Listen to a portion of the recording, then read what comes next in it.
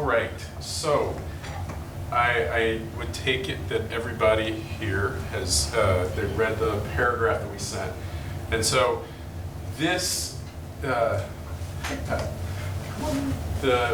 idea here is an experience that we've had through our conversations, that sometimes there are times when we're forced to move, right? And that can be physical, it can be spiritual, there can be other reasons why we move. And that's a lot of times a difficult experience, but sometimes it's necessary, and sometimes it brings us to a place of that's something greater than where we were. And you'll see a little bit of where that came from. One of the examples I think that probably everybody can relate to, this is a picture of my grandparents' house in Louisiana.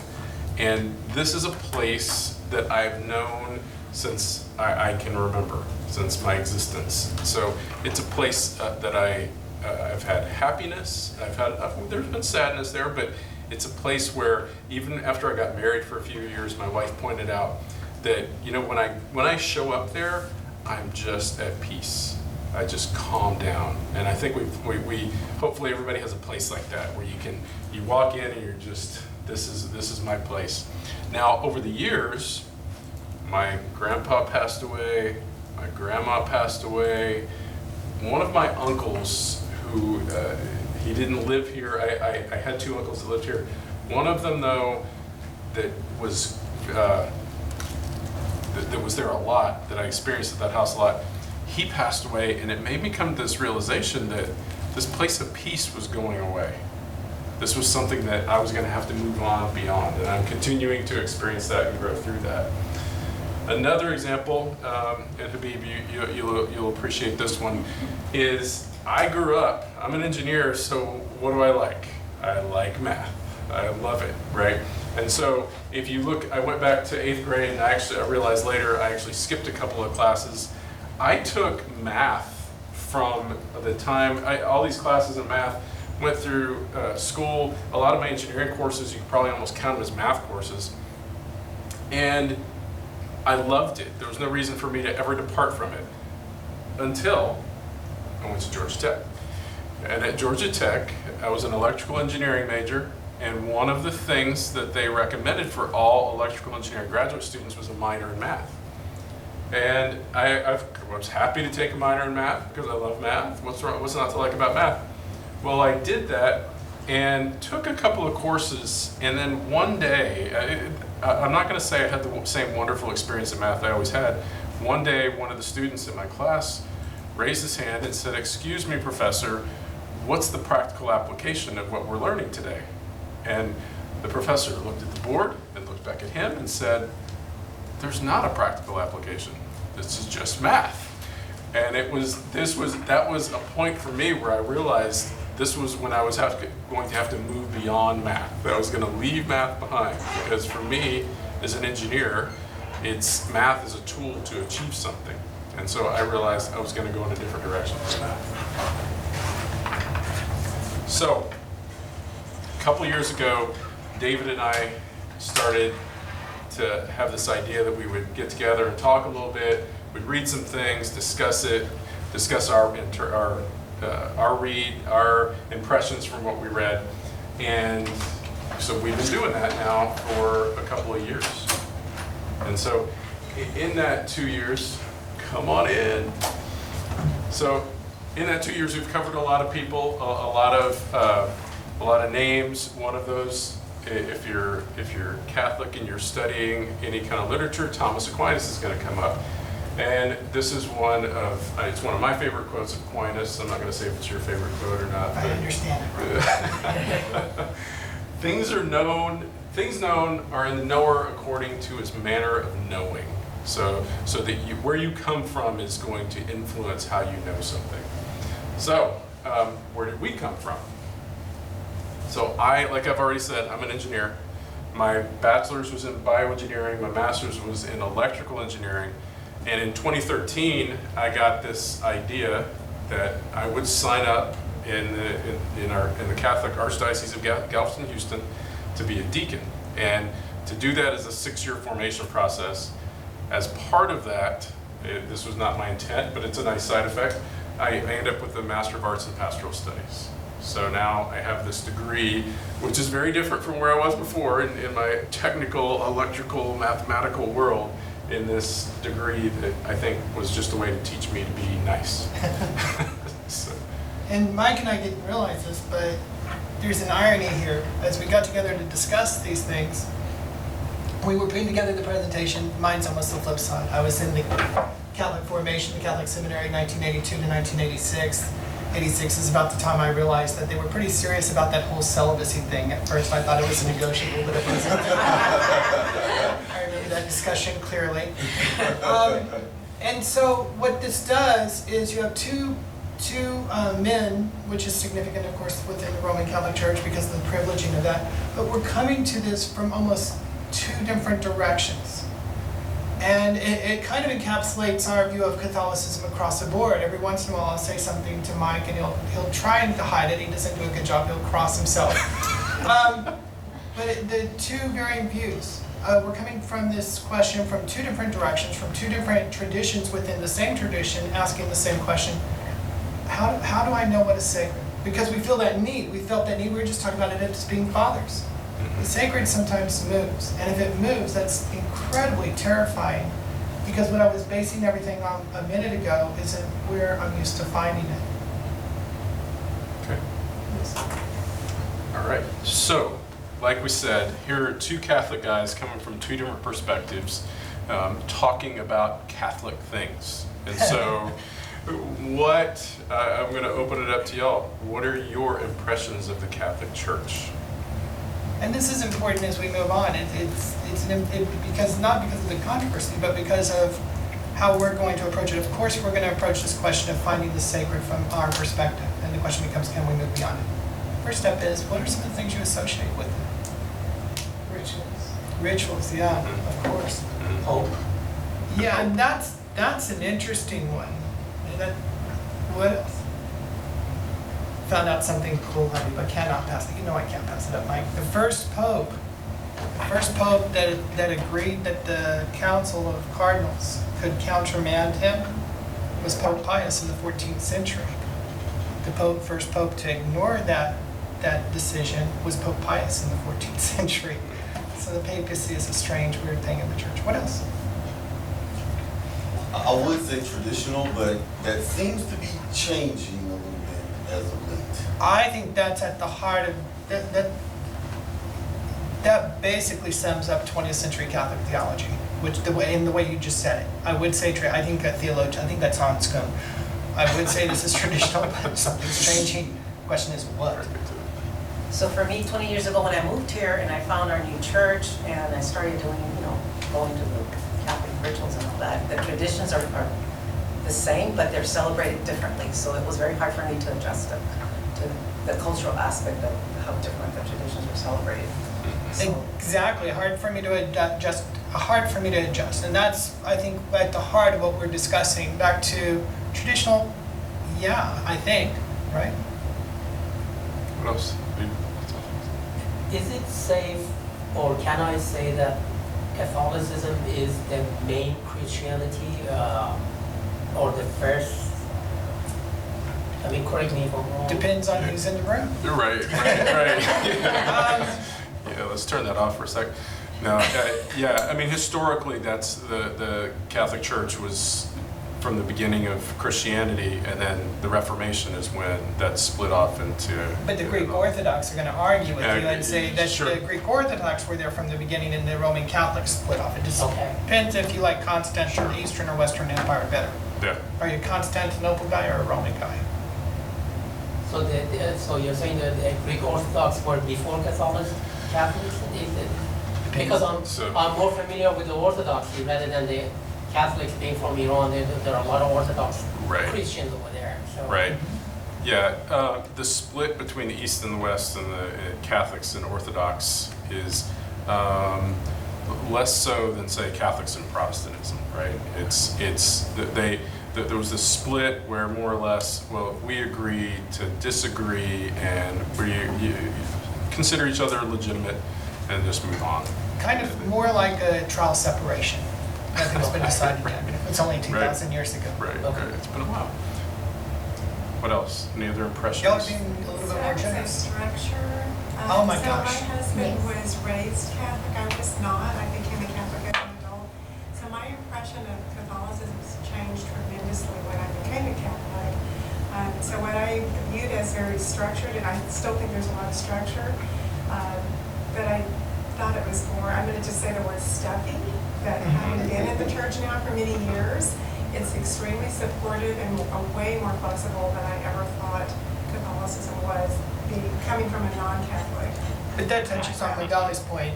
The flexibility at some point becomes disconcerting, especially for a traditional Catholic, right? But I think it's changed to that. Like you say, like when I was a child, I did feel more of the stuff. Like I felt like it is evolved, but yet I still like the formality. Like I do like you said, rituals. I like, because I've gone to other churches and I sometimes feel like they're just so relaxed. I don't feel like I'm in a church, but it's because I was raised as a Catholic. Right, right. You know? So if you've ever taught a class and asked the crowd a question and then they go way off track, y'all are exactly the opposite. Y'all have gone right down the path. I think in my teaching experience, this is the first time in, 25 years I've had asked a group of people something and gotten the answers I was hoping. Yeah, like, all right, thanks. All right. I started to go, confessions and Hail Marys. When you think of that, that's when I started to go. Yeah. Actually, So what everybody's saying is a lot of structure. In fact, I think the next slide. This is what we put together, because I feel like this is what I grew up in Spring, and I like to say I went to Spring Baptist High School. I went to Spring High School, but I was influenced by a lot of Baptists around me who would ask me lots of questions about the Catholic Church, and this was always the impression, right? It's a lot of what you all are saying. The traditional can be rigid, very based on rules. The Pope, so there's a hierarchy of the Pope and the bishops and the priests. Sometimes authoritarian, especially if you grew up before Vatican II, before the early 60s, then you would think of there are these rules, absolutist. It's you must do this, you must do that, you must say your Hail Mary. How many? 7. 0.5. Yeah, at least. So there's this idea of very structured, very traditional, very rigid that sticks with the Catholic Church. Okay. All right, so a little bit of history. I'll call it recent history, but so Thomas Aquinas he was in the 13th century, and he was just this incredible writer, incredible philosopher, theologian, and what he did was bring Greek thought into Catholic theology. So he brought Aristotle in, started to use similar methods and provide a structure to Catholic theology. Okay, wasn't quite a big deal when he was around, but later on people started to latch onto his stuff and started to realize that Thomistic philosophy and theology was something that they wanted to study. So then the Catholic Church goes through this trouble. There's the Reformation, so all these folks decide to split off into other Christian religions. The Enlightenment comes around, and so now the Catholic Church feels like it's got to latch itself onto something. It's got to grab onto something and be uber Catholic. We need to really be Catholic. What does that mean? And so then along comes modernism. So the 19th century, early 20th century, we start to get these attacks of tradition. You don't need it. We want to break away from the past and not be so rigid, go according to the rules. We want to be this relativistic idea of what's right for me is right for me, and what's right for you is right for you. Get rid of the rules, and this is leading more and more to atheism in the church. So the church responds by pulling back in on itself, and so this is where this neo-scholasticism comes. It's this idea that by making the theology more and more structured, by making the rules more and more rigid, we make ourselves more and more Catholic, right? That's the thought. And so to the point of the books, and this was all done with the best of intentions, is there were books that described if you committed a certain sin, how many Hail Marys you had to say, and how long you had to wait before you were back in the good graces. There were things done like that were very structured, very specific. And I love this quote from one of the documents we read. In reaction to the modernist crisis, the church was in danger of locking itself into an increasingly monolithic system of abstract truths. So where everything was in our heads, really in this abstract system, and maybe losing something along the way. And that's incredibly important, because that's where Aquinas is coming in. That's where the strength of Aquinas' genius comes in. As a philosopher, he gives the church the ability to express these abstract truths, to take them apart, put them back together, take them apart, put them back together in a consistent way that can be looped across countries, across cultures, across languages. So there's a greater and greater reliance on Aquinas' thought and manipulation of Aquinas' thought. He speaks to the multitudes. We're using reason. We rely on reason. And so we were chuckling about this one. The church really likes, and we'll see in a second, Thomas Aquinas. To the point that there was a 18th century Buddhist priest, and there's a quote from him that I thought was incredibly accurate. Don't confuse the finger that points at the moon with the moon. And the church begins to conflate Aquinas' thought. There's the old joke as a Catholic, and Catholics are familiar with this, I don't need to read the Bible, right? The Bible is almost secondary. Aquinas' thought becomes a tool with which the church is navigating the turmoil, especially the modernist turmoil. We see this in Vatican I, right? Mm-hmm. Right. So there starts to be this question of, does Thomas need to be the center of everything? Thomas is great, but does he need to be everything we do? So. And I love this. This is an inside joke. And by the Vatican I, the church is producing encyclicals. The popes are producing encyclicals. One is saying, and I'm going to get them mixed up, but this one's great. This one tells the church, don't touch Scripture. Don't apply literary theory to Scripture. That's wrong to do. Pope Pius X.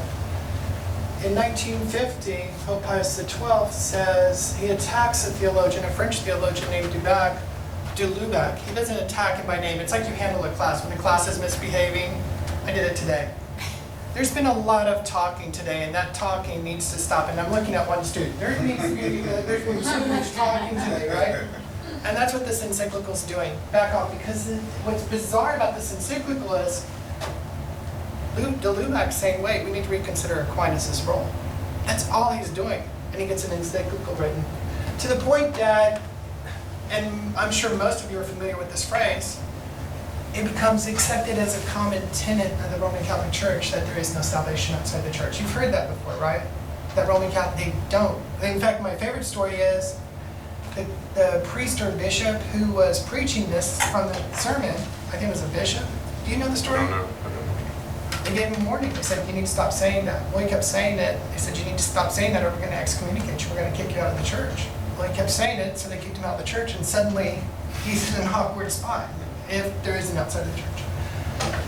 The flip side is, in the 19th century, we begin to see pushback. George Tyrrell, an English Jesuit, writes a tract on medievalism saying modernism is saying what we're saying. The way the modernists are handling, he sounds like T.S. Eliot, Ron. He sounds like T.S. Eliot's individual talent, what is it? Tradition and the individual. The essay's almost like that. The popes are upset, he's censored, and then he's excommunicated. 1942, notice the year the war's going on, the French theologians get together and they say we need to look backwards past Aquinas, which is going to get their hand slapped by Pius XII. In 1943, Pius XII, now notice the irony here, Pius XII is slapping their hands for looking at past Aquinas, but it's okay to start messing with Scripture. You hear the Catholic voice there? You can play around with Scripture, but don't touch Aquinas. You hear the 1962 Vatican II, two phrases commonly associated with Vatican II, signs of the time, and open the windows. They elect a fat, old cardinal they think is going to just eat and die soon, so they can elect Paul next. Then he opens the windows. Up until today, Krall Rodner's notion of an anonymous Christian, which basically says the walls of the church have been completely torn down. There is no definition of church. He's opened it up completely. We'll see that more later. So we have the aside that the church loves Aquinas, but then we have this other side that the church doesn't know what to do with Origen. Okay, so Origen is a church father from way back when, from 2nd, 3rd century. He was considered a heretic. He was pushed away from the church, but now there's this idea we said at the beginning. He's a church father. He's someone who the church looks back to get wisdom, and so. Oops. And that's who Lubac is jumping back to. These guys are jumping back to is, and it's interesting. Mike and I have been talking about this. North African church fathers, and if you look at that drawing of Origen, they're jumping over the Greek philosophy. Okay, so one of the quotes, and this is where you'll hear where our presentation took some of its shape, is this quote from Origen where he talks about a soul that tarries, but then eventually picks up its tabernacle to head for higher things. That it finds other spiritual meanings, striving for what's ahead.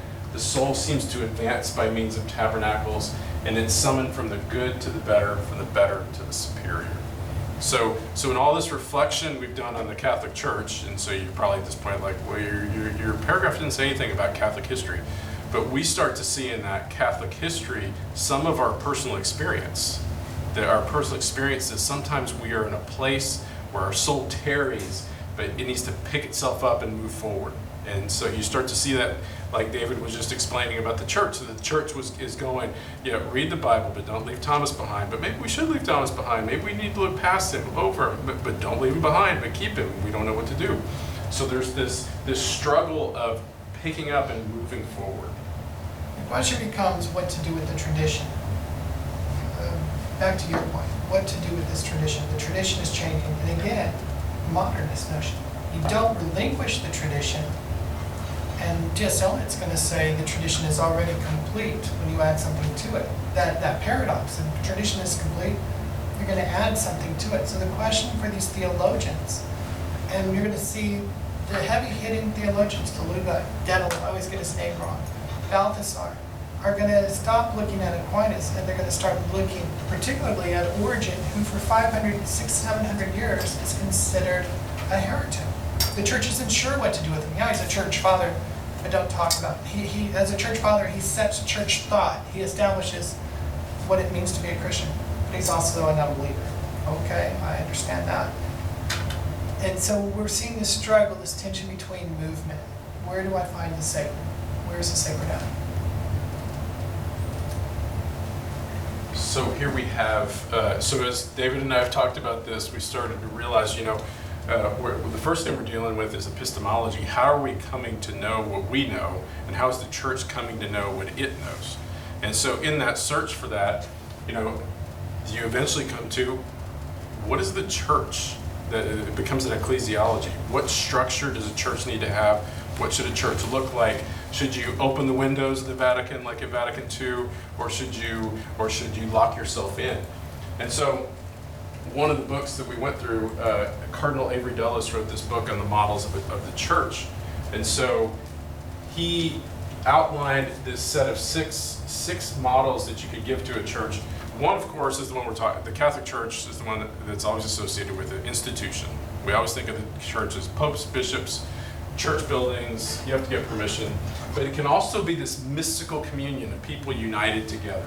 Or it could be sacrament. It could be a visible sign of an invisible supernatural reality. It could be a herald that goes out. The church is called to preach the gospel. Or servant, to go serve those who are in need, to serve the poor, to serve the hungry. Also a community of disciples, people that come together and worship God and share in a message together. The flip side of this is, Cardinal Dulles is one of the major ecclesiastical theologians, ecclesiologist. He's one of the major theologians on church.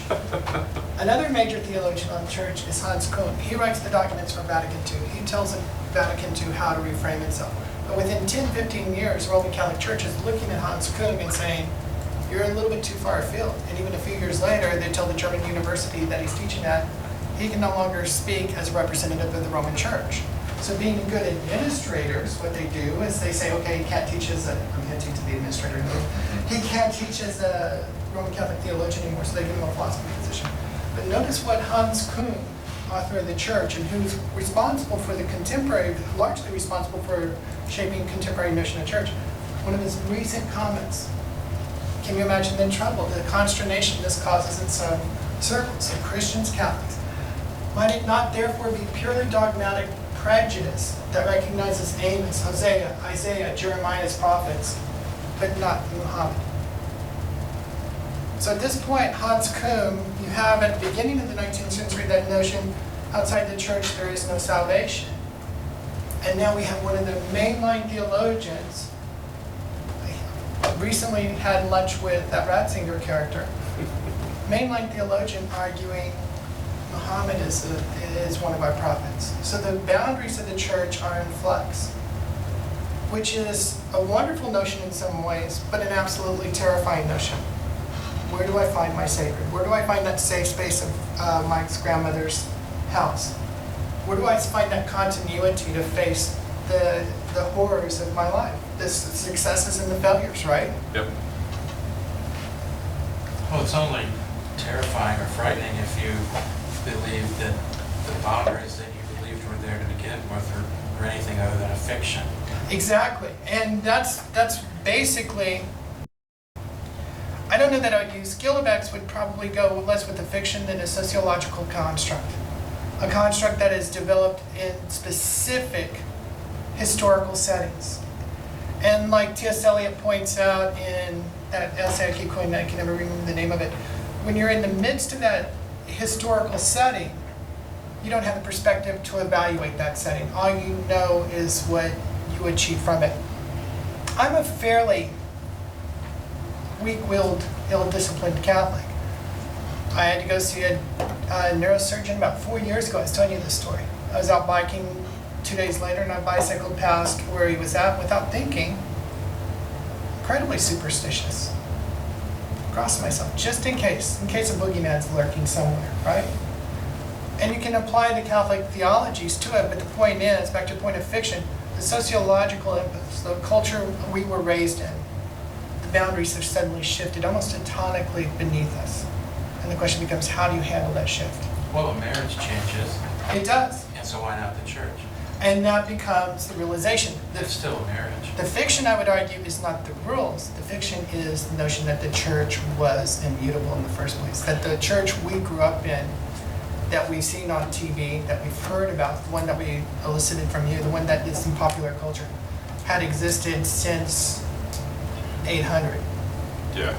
So let me answer that in my story, because to me, and I think that they tell me if I'm speaking for you as well, I think this is the image of the church that I grew up in. It's an institution. It's rules. It's a hierarchy, and so for me, I grew up as like, you're Orthodox. You should Orthodox Catholic. You should be an Orthodox practicer of your faith. You should do these things. You should do as you're told. You should follow these rules. Don't do this. Don't do that. This is what you do. And so I bought into that completely. And so then I began this deacon formation, and they start to take me, instead of taking me just to this one, they're like, okay, we're an institution. That's okay, but also start thinking about it as a herald and a servant. How are you a servant? By following the rules constantly, how are you serving other people? How are you demonstrating the church as something that offers charity to people? And so then I'm starting to ask myself, in fact, I'll tell you, this is not the quote, but this idea, there's no theology, no theological system, as perfect as it may be, even that of Aquinas, can be considered as closed and definitive. So one of my teachers brought up this idea that your theology, God is way bigger than any of us could ever comprehend in our minds. How can you possibly say you fully understand it? And so which scared me to death. I was absolutely frightened. And so, because now, am I truly an Orthodox practicer of my faith? Is my faith rooted, or is it time for me to move? Is my tent the church building? Yeah, it is. I worship in a church, but at the same time, do I need to go outside of that to practice my faith and to do other things? And so one of the phrases that they taught us for the deacons are, it comes from the Greek word diakonia, which means service.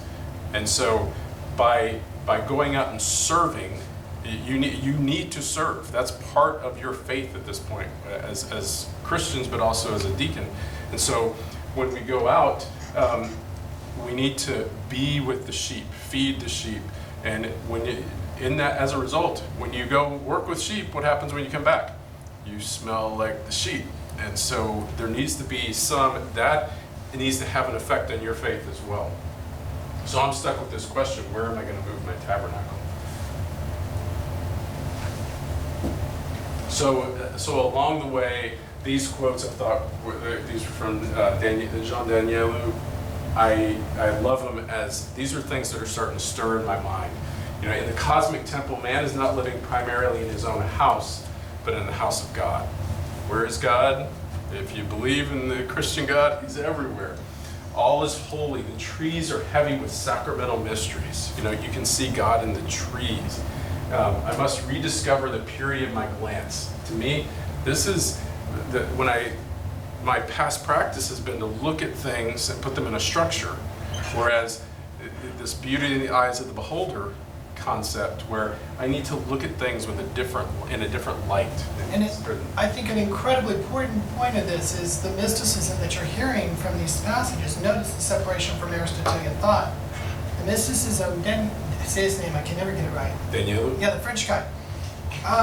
He's going back to Origen and pulling this from Origen and Irenaeus and Athanasius, which I think, and you should have known I was going to do this. What I think we're beginning to hear is really startling.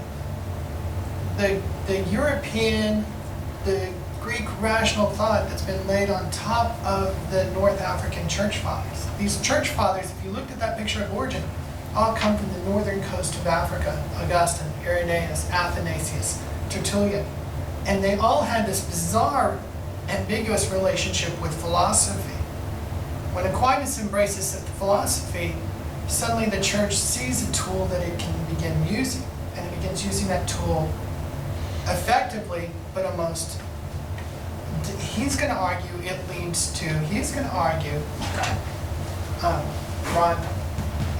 this leads to Descartes. That the use of Aquinas, the false use of Aquinas is going to lead to Descartes, that the split of the world, two worlds. So here's my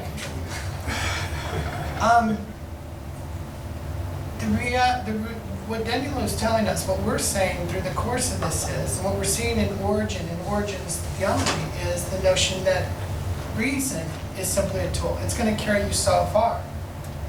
And the question becomes, what's the purpose? What is the role of reason versus the role of belief? Like Ron pointed out, for the believer. So of course, being a good Catholic, I went to the Bhagavad Gita, the Hindu text.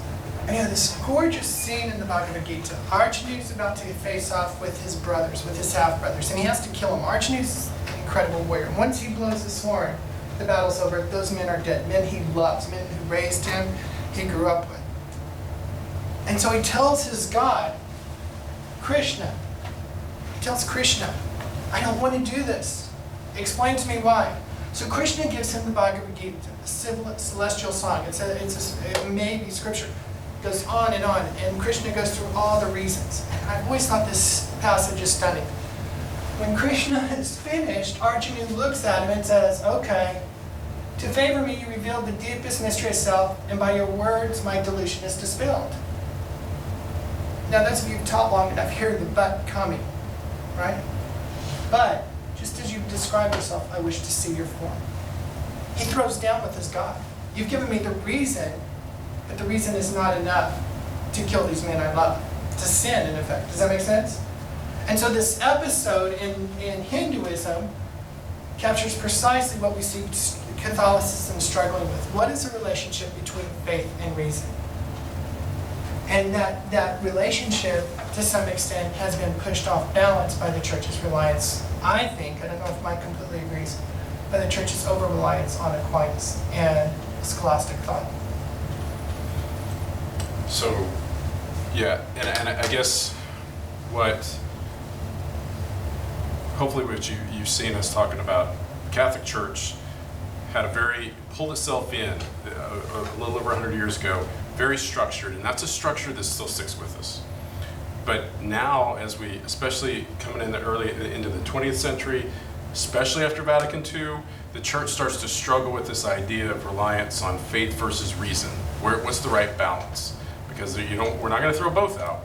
But then how that, and definitely for me, how that definitely feeds into my life in the same thing is where's my balance between faith and reason? Where is my balance? Where's my church? Where do I put my tent? Where am I rooting myself? And when do I need to move? When have I been somewhere long enough that I need to move? And I think that's something we can all hopefully you've all thought of places where that is for you. Where there's times when you need to move your tent, whether that's because your home needs to change, you need to move somewhere bigger, somewhere smaller, your job might change, your spirituality. You might find yourself in a place that's not spiritually rich anymore and you need to move to that new place. So that's something y'all have seen. You're serious about souls. Yeah, not for deacons are okay. Yeah, right. So one of the things that Thomas Aquinas, I think, actually I should say this. So my tent has not moved from an Orthodox Catholic. I'm still that. I still love Aquinas. I love the church. What Aquinas, one of my favorite quotes of his was at the end of his life, after he's written volumes and volumes on theology, he looks back at it and says it's as if it was all straw. It was a complete waste. And nobody knows really what he meant by that. But this is one of those quotes that sort of wraps this all up together. And shows that we've wasted an hour of your time. Faith must precede reason, seeking to understand by means of reason what it already understands. It's almost as if he anticipates what he's created. It's almost like Terminator, right? He's created this little robot that's going to go out and destroy humanity. He's created this, and then he steps back and says, all of this reason has no purpose outside the context of faith, at least for what he's doing. Whereas the church eventually, for the Roman church, the struggle has been, and if this was on the spectrum, the Roman church has struggled with that reason and painted itself into some really dark corners. And doing so, I think we could argue, dragged Western Europe at times into those dark corners with it. I don't know, maybe I'm too much. That's my liberal theology. I'm an engineer, I don't know as much as you. Yeah. So, and then I'll let you talk about it.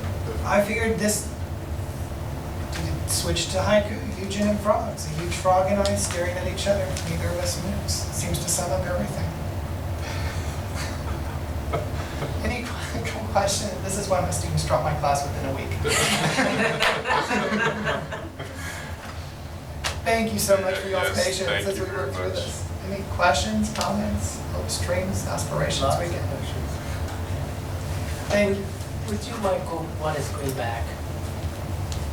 Just that one. I'll be Do I understand this correctly that is it the same thing as religion always behind the science and wait for the scientific discovery to come out and then justified by religion? Did I understand that sentence correctly? Yes, but what I would do, and Origin anticipates that comment, which is stunning. This guy's writing in 183. He's all over the place. He's all over the place, and he makes that comment. It may even be the quote you used, Mike, where he says that it's your job to remain responsive to knowledge. It's your responsibility, your faith's responsibility, to respond to the world, the changes in the world around you, which leads to what you're saying. So science changes the world. How does this religion, this particular religion, adapt to the changes it discovers in the world? Karl Rahner's going to argue, and unsettle many Catholics, that in understanding other religions better and better, he sees the continuity between the religions. So as a Christian, and people have been offended, non-Christians have been offended by this, but as a Christian, as a Jesuit, he cannot see any distinction between any religious person and a Christian. So I'm purposely taking it out of the realm of science. Within the realm of religion, he's saying the world has changed, the worldview has changed, how do I adapt? How does my religion adapt to that, fit that, address that? You could say, been to meet it. I'll go a little bit different direction and say, the faith and religion, the religion and science relationship, they're different, right? The one is about the purpose, and this is a very Catholic perspective, is the purpose of the Bible is not a scientific document. So we're not using that to compute ages and things like that. The purpose of the Bible is to describe, it's a message of relationship. And so religion is about relationship, science is about predictability and facts of the natural world. And that doesn't mean they're separate. I definitely don't want to build a wall between the two. But religion explaining the science, I feel like is more religion explaining what the relationship, what was meant by this science, and not so much as whether the center of the universe is the Earth or the sun. It doesn't mean that people haven't conflated that and made that mistake, right? Right. Other questions, comments? Thank you. Thanks for coming, guys. Well, thank you.